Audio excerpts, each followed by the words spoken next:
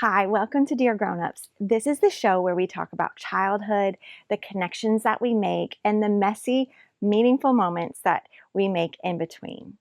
Today, we're going to talk about one of those moments. We're going to talk about the end of summer and the beginning of school year. It's that strange season in time where the sun still shines late in the evening. It feels like summer. Your kids still want to play outside, yet the to-do lists start to creep in. Deadlines start to approach, the school year is ready to start. You may be excited and feel that fresh excitement, or you may feel a little bit of dread and even a little bit of grief that your freedom of the summer is almost over. You might feel the excitement of a fresh new start, or you may feel a little bit of grief.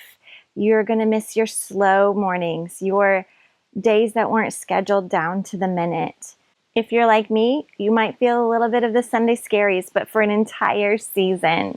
So today's episode is about savoring what's left of your summer, reflecting on the fun and calm maybe that you had during the summer, and shifting into a new season of school. So before we get started, I'm going to just say right now, I thought it would be a great idea to film a episode about summer outside, and I didn't take into consideration that it's a little bit windy and my cat keeps running along here. So we'll just try our best. So let's first start by naming it. Summer is worth grieving because it mattered. The sadness you feel at the end of summer doesn't mean that you're not excited for the new school year. It doesn't mean that you're not excited for your job to begin or your job to kind of get back into full swing. It doesn't mean if you're a teacher that you're not excited to see your students. What it does mean is you really valued the time that you had, maybe at home with your children, or the slower mornings, or the vacation that you took, or the small little trips that you planned during the year. You valued being together without having to rush as much. So before we rush into this next school year, stop, pause, and ask yourself, what mattered about summer? And this is a great time when you can reflect on this and maybe create a journal. Put it in your notes on your phone. I have spent a lot of this summer beating myself up that it is August now, and I did not get to do one of the things that I love to do every summer. And if you know me, you know that's playgroups, and I'm outside. There's the big red slide. I've seen some of you in the community. I have had some of your children ask me, when or why haven't you done playgroups?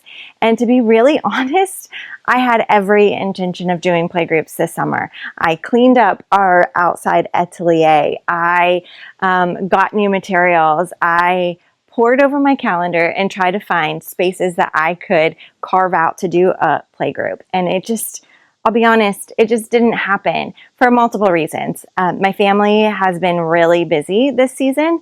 I have a daughter who's going into high school this year. I have a son who's playing sports. And then I have two other children who are involved in things. So we had some trips that we had to take for those things. So I wasn't home a lot. We had family visit, which is wonderful.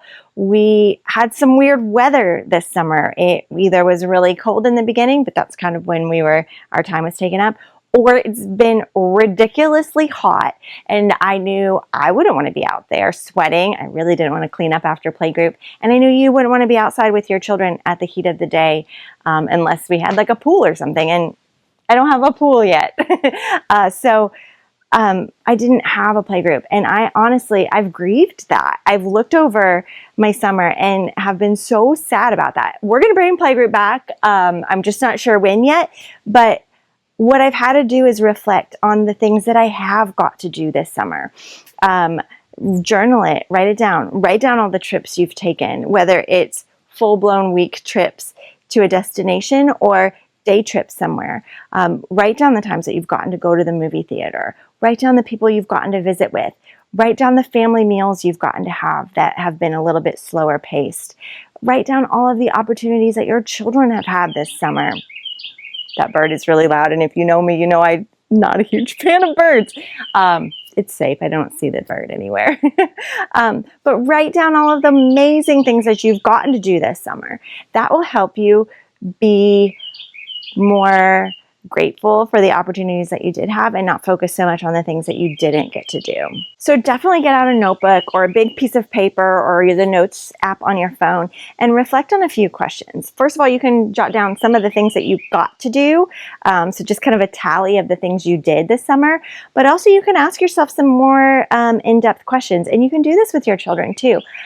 Think about, what is something that made me laugh this summer? What brought me joy? What's something that I saw or did that brought me peace? What's something that I learned or that I tried for the first time this summer? And that could be for you. It could be for your children. It could be something grand, like maybe you went skydiving, maybe you went ziplining, or maybe you baked that recipe for the first time. And then ask yourself, what's something that I want to carry from this summer into the fall?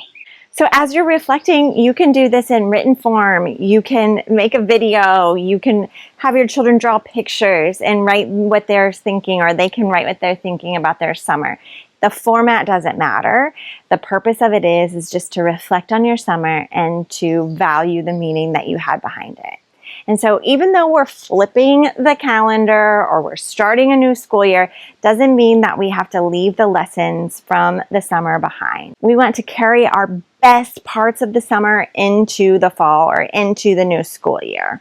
So look at your prompts. Think about the things that brought you peace. How can you weave them into your fall or your school year? Maybe having peace meant like you went to lunch with your friend. How can you build that into your schedule so you still have lunch with your friend? How can you get time outside and in the sunshine every day? When are you going to do that? Summer wasn't just a break. It was a reminder of what was important to you. And how can you take those things that were important to you and build them into your everyday? So instead of dreading the end of summer, let's shift the story. Let's think about all the wonderful ways that summer filled our cups. Because summer filled my cup, I get to be a more calm and present mother. The relationships that I built with my family on that vacation or on our time at home this summer, I get to carry that with me into this next school year. I know more about each one of my children and my husband because of that trip, and it's going to make this next year even better. So if you are feeling the Sunday scaries because summer is ending, you're not alone. I'm kind of right there with you, especially because I'm entering the school year of my daughter being a senior. Let yourself feel the grief and also feel the gratitude. Reflect on what was beautiful and what you want to mimic or carry on through this next year. And trust that more beauty is on its way. Thank you for spending a few moments of your time with me on Dear Grownups. If this episode helped you breathe a little deeper today, please give it a like or share it with a friend.